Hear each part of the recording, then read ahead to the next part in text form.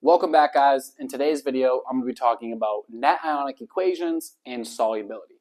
The first concept I want to go over today is the concept of solubility.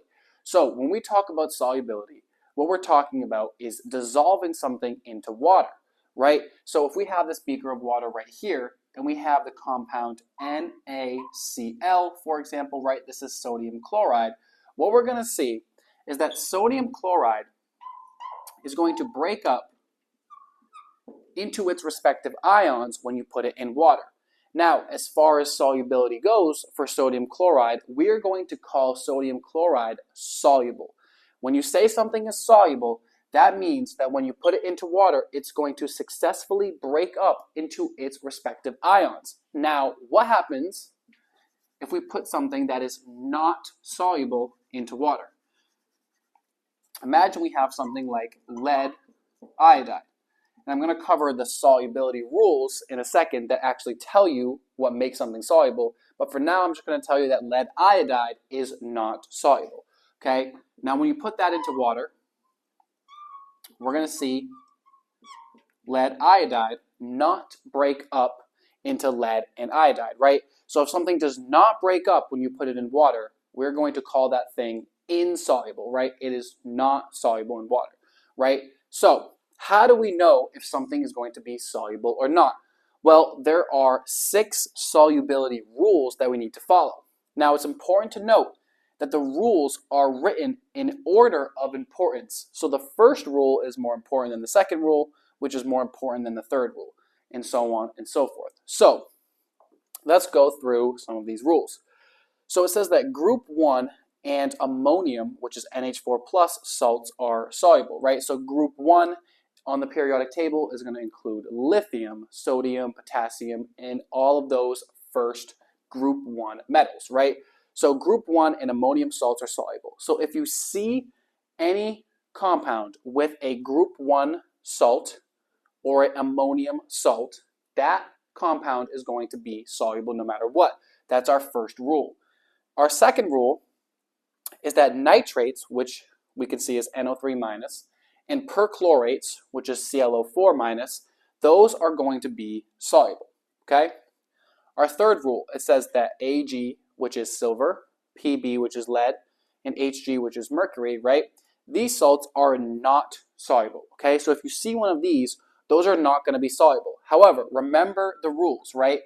The exception to this would be if we had something from rule 1 or rule 2. So if we saw a group 1 metal, right, or an ammonium salt, right, with one of these, right, we actually wouldn't see that. However, if we did, right, just as a concept for the solubility rules, we'd actually negate this rule and we'd follow this rule, right?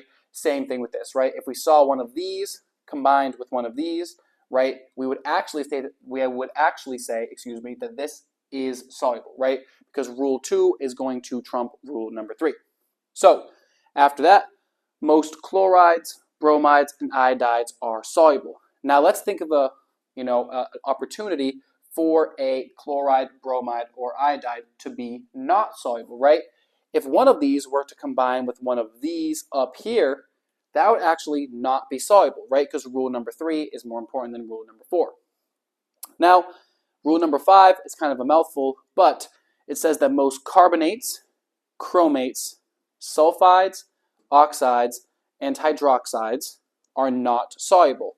However, the exception to this rule is that calcium, strontium, and barium, when you combine them with hydroxide specifically, right, that's OH minus, those are the only soluble combinations there, right, specifically for hydroxide.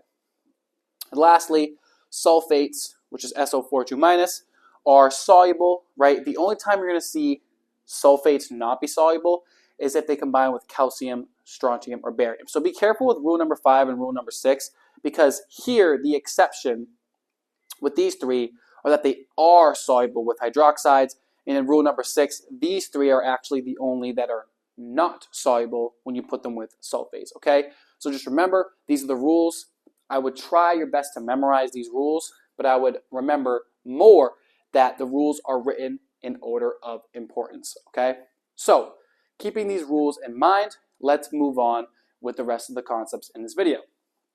So if we're going to tackle our first practice problem, which is to determine whether the following are soluble, let's use the solubility rules to help us answer this question. So, part A says LiF. So this is lithium fluoride, right? And we have to determine whether lithium fluoride is soluble. Lithium is a group 1 metal, right? And rule number 1 says that group 1 salts are soluble. So no matter what, when we put our LiF into water, right, because it's a group 1 salt, we're going to see this completely break up into lithium plus and F minus, okay? So yes, that is going to be soluble. What about lead chloride, okay? Now, I do see rule number 4 say that chlorides, right, are soluble. However, I should check above rule number 4 to see if any of the other rules, right, are going to cancel that out. So rule number 3 says that lead salts are not soluble, right? And rule number 3 is going to be more important than rule number 4, right? So I'm going to say that this lead chloride is not soluble. Meaning if I were to put lead chloride into this beaker of water, we're not going to expect it to break up into lead and chloride, right? It's going to stay lead chloride, okay? So we've covered solubility, right? We need to have a general understanding of these solubility rules. With practice, you will get better with them. So what about net-ionic equations? Now, I covered solubility first because it's going to help us with net-ionic equations. So let's look at how we can tackle these equations.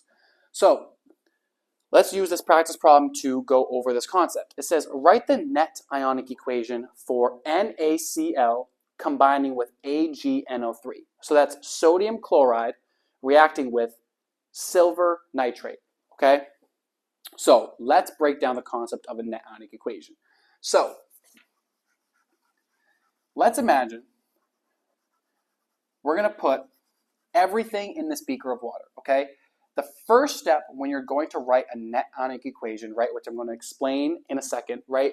The first step is to put all of your reactants in a beaker of water.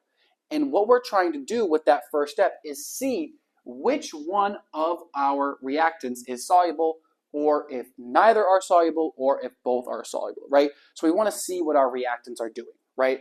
So if I put NaCl in water, what's going to happen? Well, sodium is a group 1 metal, so that's definitely going to be soluble. So I'm going to have Na plus and Cl minus in there for sure. Okay, now what about AgNO3? Okay, because when you're writing net-ionic equations, you're imagining that this is taking place in a beaker of water. I should have mentioned that before, but now that we have this beaker of water written out, we can see that this net-ionic equation is taking place in a beaker of water. So is AgNO3 or silver nitrate going to be soluble? So rule number 2, nitrates are soluble. So it does say in rule number 3, Ag, which is silver, right, are not soluble, but rule number 2 is more important, right? So nitrates are soluble. So we're going to have Ag plus and NO3 minus, okay? So our first step is complete. If you're asked to write a net-ionic equation, I should say, you're going to put your reactants in a beaker of water and see if they're soluble or not. And we've now decided that our 2 reactants are both soluble to start off.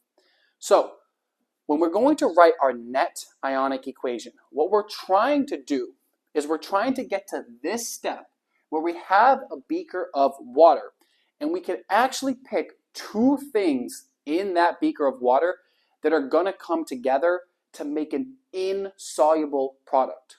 Okay, so I'm going to reiterate that. We're looking at our beaker full of soluble things, and we want to pick 2 things that can come together that can actually make something that's insoluble. So we don't want it to be soluble when we write our net-ionic equation. Okay, so what do I mean by that? Let's look at our ions. Okay, if I combine sodium, right, with either nitrate or chloride, okay, and first of all, the reason I'm only picking those 2, we're not going to put 2 positively charged things together, right? So sodium is either going to be able to react with chloride or nitrate, okay?